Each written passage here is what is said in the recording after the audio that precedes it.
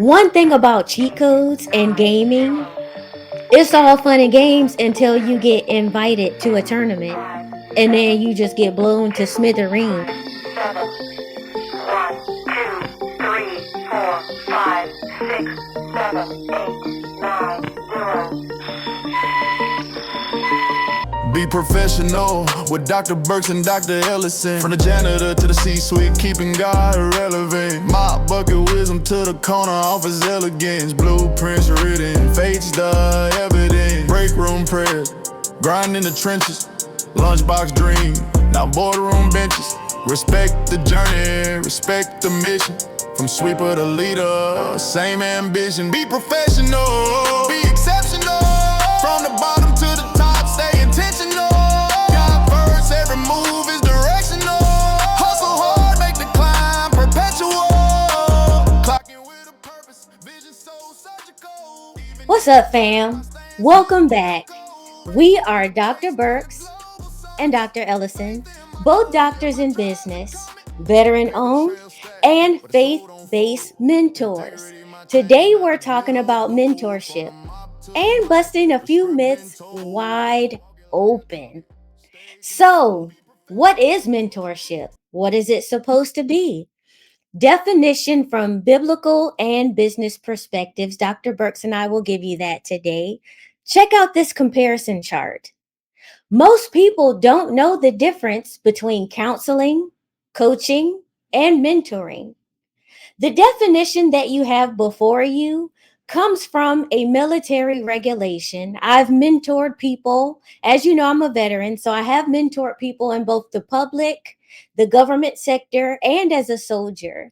And it defines mentorship as a voluntary developmental relationship that exists between a person of greater experience and a person of lesser experience, characterized by mutual trust and respect.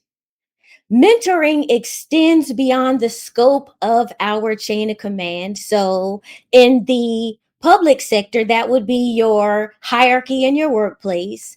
And it occurs when a mentor provides the mentee advice and counsel. And effective mentoring positively affects personal and professional growth.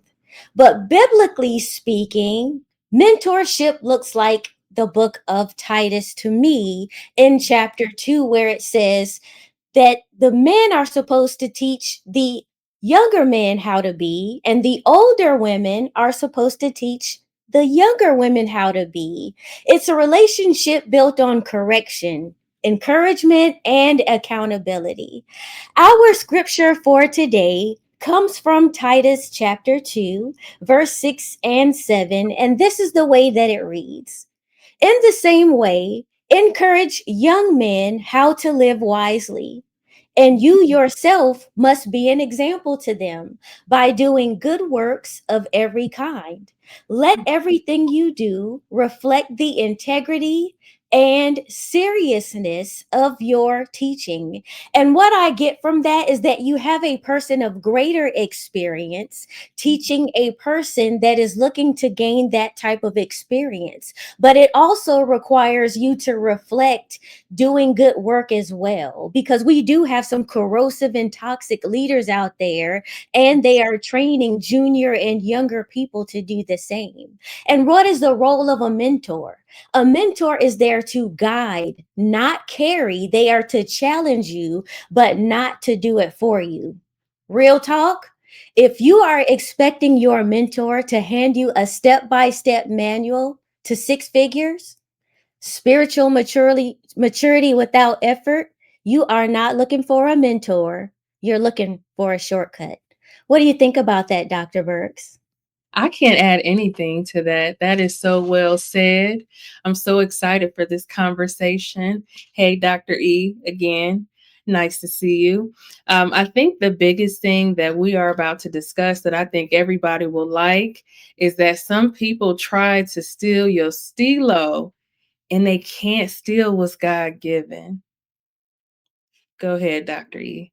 You have hit the nail on the head. I believe a lot of people think that seeking out a mentor, Like I said, a lot of people have this misconception on what mentorship is. They think it's a cheat code. Well, if I can find somebody that's a millionaire or somebody that has a lot of subscribers or viewers, or I mean, you can pick your industry or your work thing, and they think that that person can just give you the cheat sheet. They can just tell you exactly, here, let me just tell you exactly how I did it, and you can just copy and paste it. But that's plagiarism with permission is basically what it is. What do you think about that? My face. It is. I never thought about it as being plagiarism. That is the truth. Because, so real quick story. When I was finishing, or when I had finished my undergrad degree, I decided to stay and be a mentor. And so it was structured where you would become a mentor. It could be anything from 4 to 12 weeks. And the mentees desiring a mentor, you basically created a profile. They would read your experience and then they will choose you. And then you, as the mentor, set goals and, define check-ins and things of that nature. But you know what the thing is, I can only give you tools based on my experiences, but I can't make you successful. You still have to do the work. And the Bible says faith without works is dead. So I can't want it more than you, and you cannot ride my coattails. You have to put in the work, Dr. E.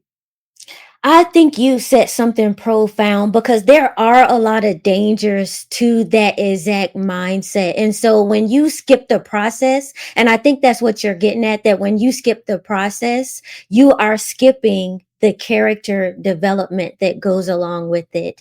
And I used to have people that would come to me when it was time for their performance appraisal, or when I was in the military, when it was time for them to get their annual assessment, and they would be like, hey, can I get your last appraisal, or can I get your last, performance thing? And they would just want me to give them mine so that they could copy and kind of, reword it and make it theirs, hoping that they would get the same outcome. And I'm like, no, you can't have mine. But what you can do is bring me the one that you have, and let us look at what you've done, and we can figure out how, we can take what you've done and make it better.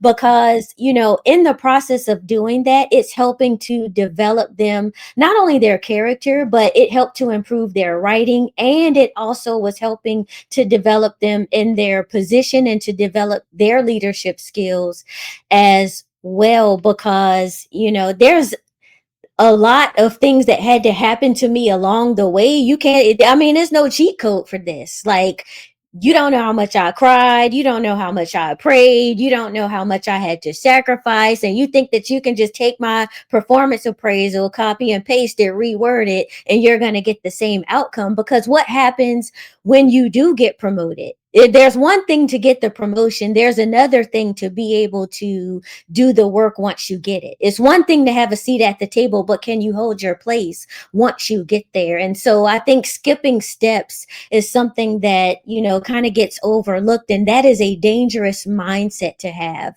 And there is a book entitled Leadership by the author Northouse. And there's a quote in there that I think that just kind of fits this, what we're talking about right here. It says, a serendipitous outcome of being a follower, in this case, a mentee, is that in the process of following, you learn about leading. Followers get to observe what does or does not work and apply this learning. So, along the way, as a part of being a mentee, when you have a mentor, is you get to watch what works and doesn't work for them without carrying the burden of that responsibility. So, being a good observer, what do you think about that, Dr. Burks? No, that is a solid perspective. You are right. Dr. Ellison and I went through the ringer just in our educational journey, but more specifically in our doctoral programs. There's a reason why a small percentage of us are doctors. but it forces you. Like in our program, there was nothing pre-established. We had to build this from the ground up, and it was a lot of blood, sweat, and tears. But you know what, we can help people, we can talk about our journey, but in our journey, I feel like we were refined, and it just gave us an experience that you can't buy.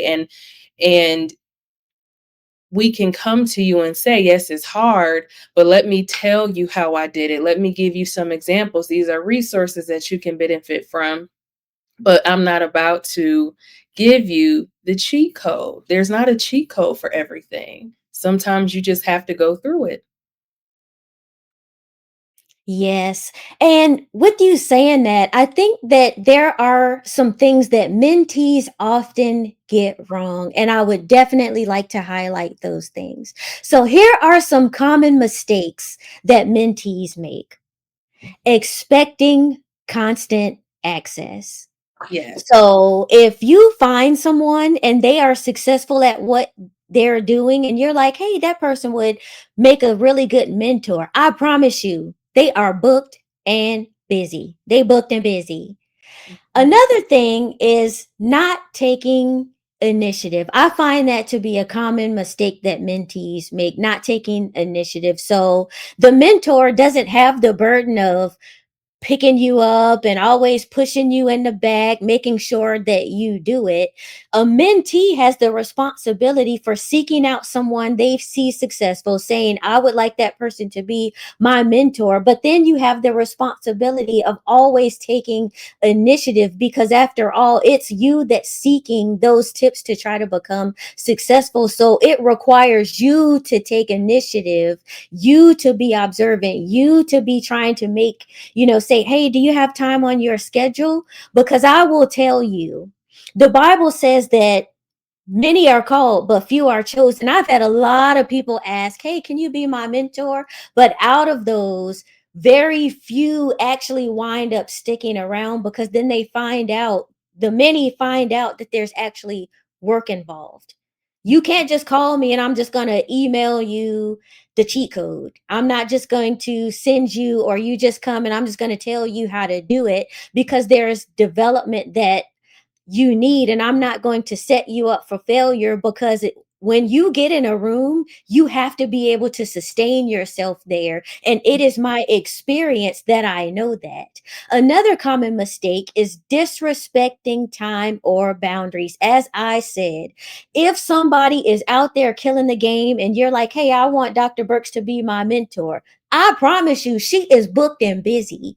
And so a part of that is me respecting her time and her boundaries, and saying, hey, Dr. Burks, can you be my mentor? If she agrees to do that, when is a good time for us to meet? Or, just respecting her space, and all also knowing that, maybe once a month is good, once a year. I have, people that I mentor that I may only talk to them once a year, but in that once a year conversation, that's 12 months worth of homework, 12 months worth of observation that they're doing. And then another mistake is not applying the advice. I can set the water out here. Now, you choose to drink, that is on you. What do you think about that, Dr. Burks?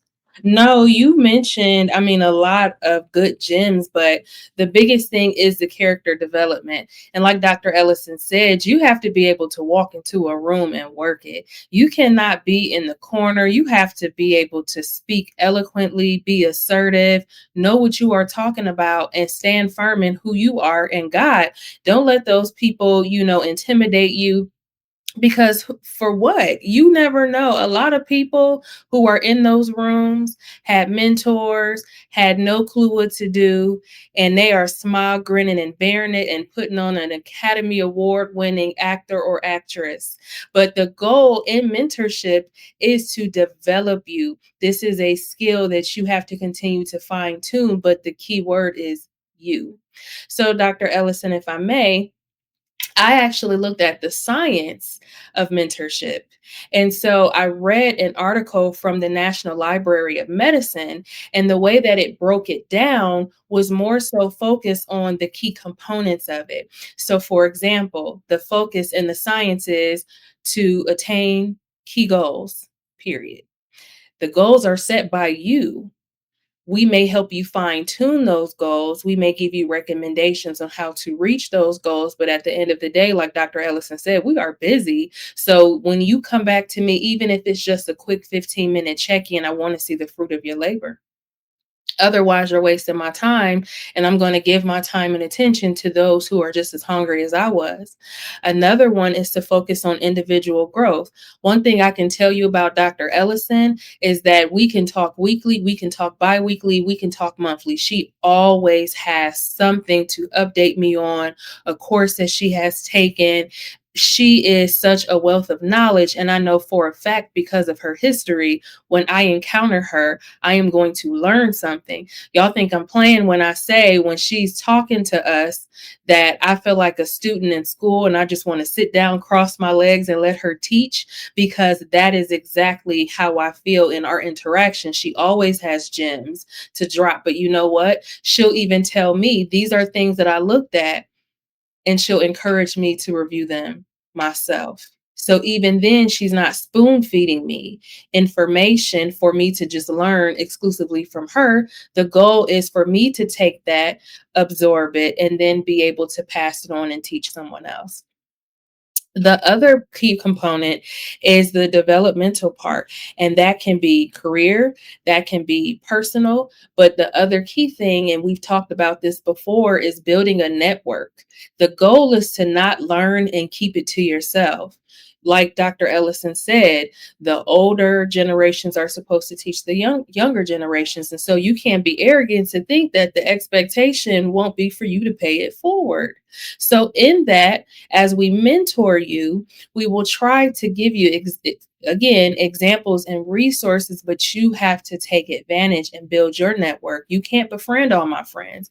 You can't follow and connect with everybody that I follow, but you can build yours. Bring something to me, teach me something new. Sorry, that was my soapbox. I'll step down off of it, but that's just how I feel. I know that was a lot, Dr. Ellison. What you thinking?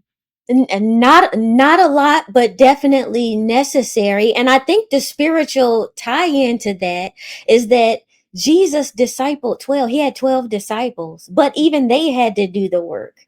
So he taught them, but he didn't force the results. I mean, it was up to them at the end of the day to do what he taught them to do.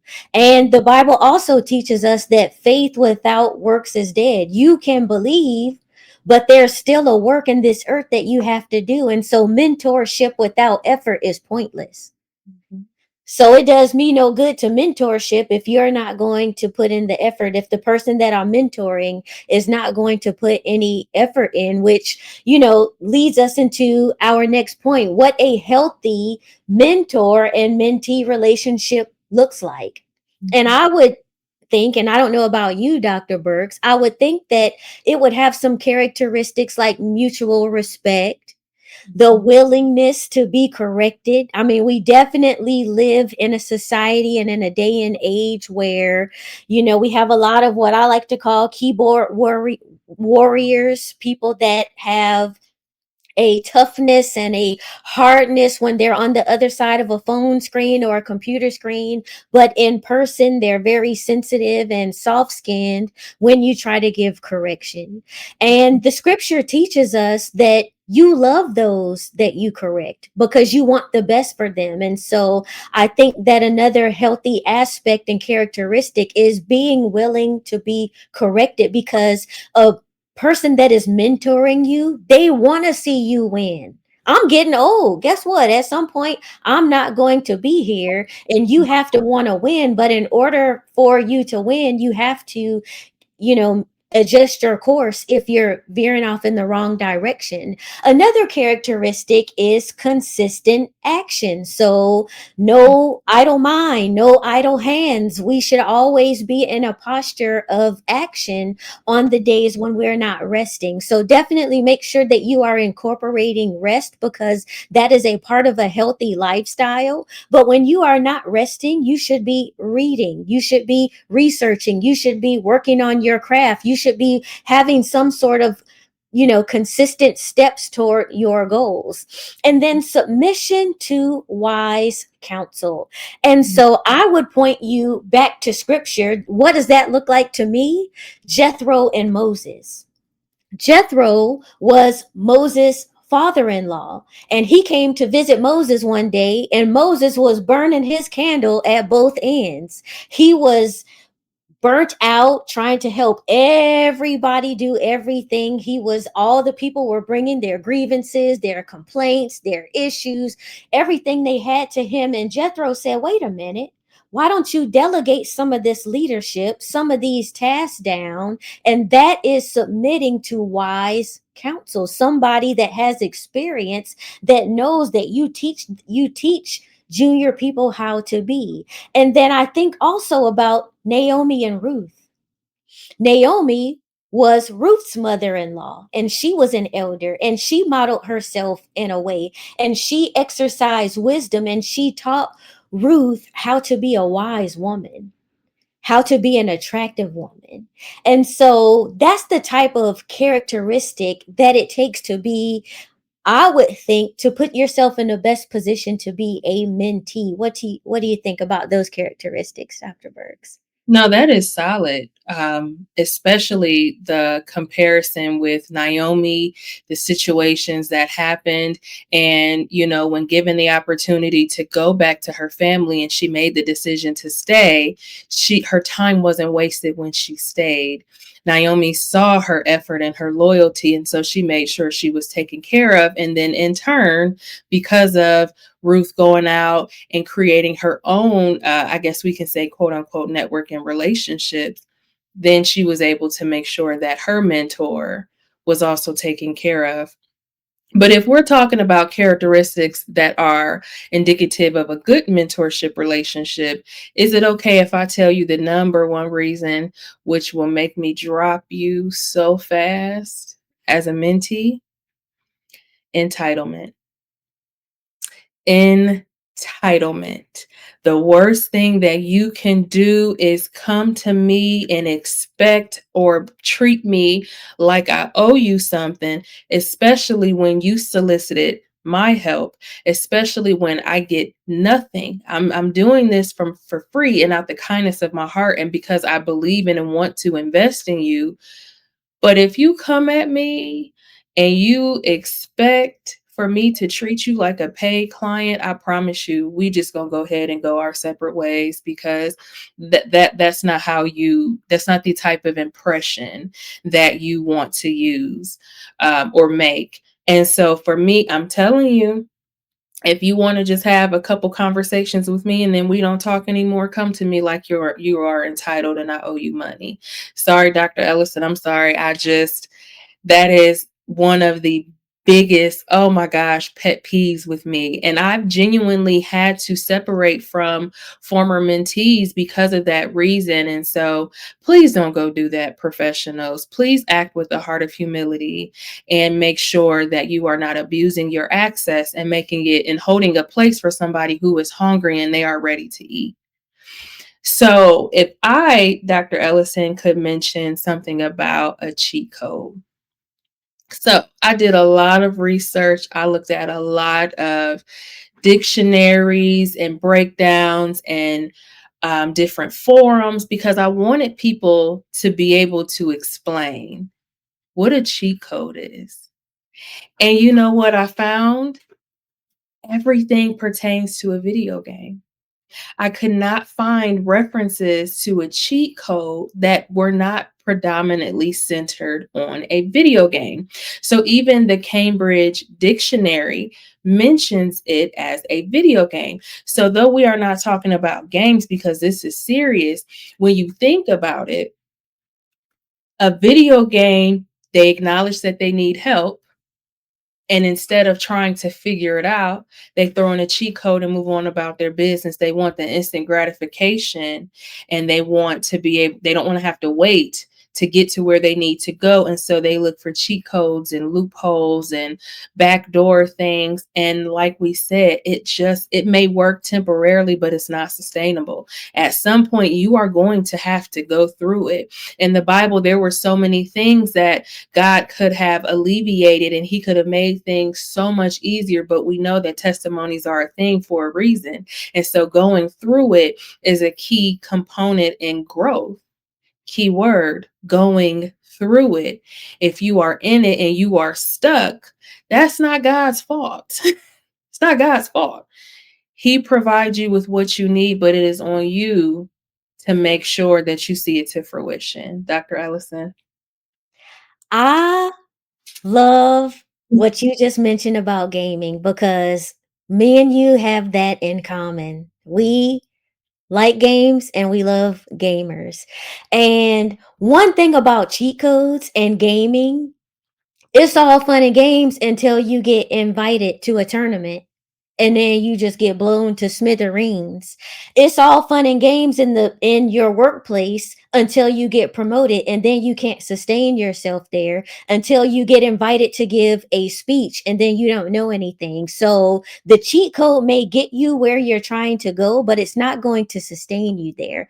Dr. Burks and I know from experience, we have mentored people literally from the janitor to the C-suite, and the ones who grew, the ones who were the most successful, were the ones who showed up, the ones who applied wisdom, and the ones who took our feedback seriously. So, how you become a great mentee is you have to honor the process, don't idolize the mentor, and respect the journey. So, how do you find the right mentor and be one? First thing is, don't chase titles, chase fruit. Let me say it. Don't chase titles, chase fruit, because there are plenty of people that have parking spaces, their names on signs, cars, houses, and they do not have the fruit. Relationships in shambles, mental health in shambles, all type of stuff just out of order. And God is not a God of confusion, chaos, any of those things. So one way to find a right mentor is to look for someone who is bearing fruit. Also, pray before pursuing mentorship. Is God leading you to seek a mentor? It's always good to have someone to give us sound and wise and timely counsel, but there are also times in our lives where God will tell us to sit down, consult his word, and be quiet.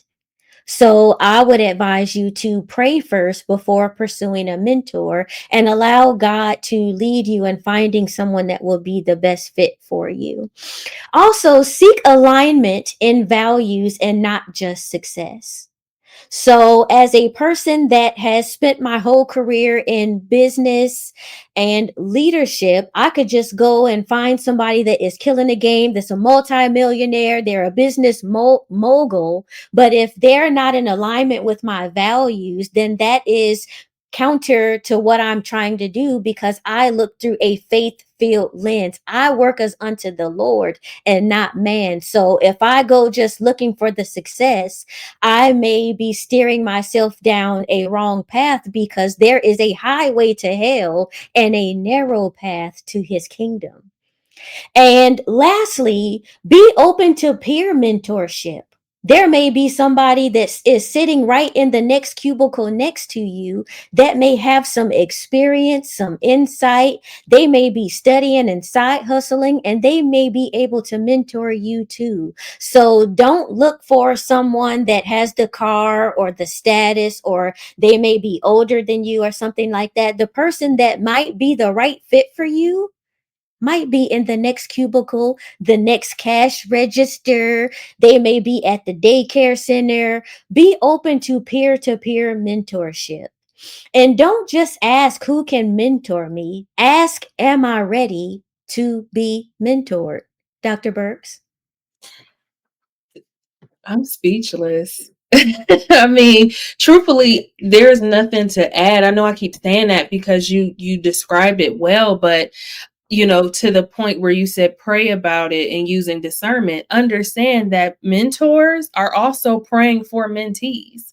So don't, make sure you come correct and your heart is postured properly before you start pursuing these mentees, because God has discernment on the other side as well. And the last thing that you will want is while you're asking God to align you with a good mentor and he's showing you the good mentor, but the mentor is praying for a good mentee and God is showing them that they're not ready. Don't miss out on blessings. And then, like Dr. Ellison said, don't chase titles, because there are so many people who are humble. I know one of my best friends, she's a senior citizen now. And so I would affectionately call her auntie, because it just didn't seem respectful, knowing she's a senior citizen, to call her by her first name. And in conversation, I was wrapping up my doctorate, and she just came out and said, yeah, I got my PhD in, I focused on education, and me and my husband are both doctors, but we did it for ourselves. We didn't put it out there to everybody. When I say that was a mic drop for me, because she did not carry herself with a specific title. You didn't know her whole resume, because when she engaged people, she just talked to them, period. You didn't need to know her experience and background for me to see value in what she could share. And sometimes mentorship is also wisdom. So it doesn't even have to be for professional growth. Like Dr. Ellison said, it could be personal and it can be spiritual growth. So I just found that to be a good sign of the humility. Yes, we introduce ourselves as doctors before you because this is a professional setting. However, when I walk around and I engage people outside of here, and when I offer support and help, I don't have to put a doctor in front of my name, because my focus is just God's servant and I'm doing what he told me to do. That's all I got, Dr. E. That is so good. And don't be in a rush. Mhm. There are some opportunities that I have today that, had God given them to me 10, 15, 20 years ago, I wouldn't have been ready. There have been some adversity, there have been some tears, there have been some shed relationships, there have been some things that have happened to me that, had it not been for those things, I wouldn't have been prepared for today. So don't feel rushed.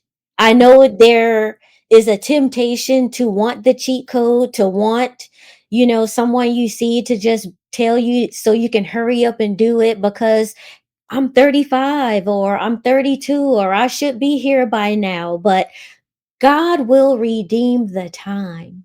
He ultimately is the one. I keep a lot of planners. If y'all watch any of our other videos, I am a master planner, but there is no greater planner than the Lord our God, and he will redeem the time. So there is no experience that you have that will be wasted, not even the bad ones. Trust me.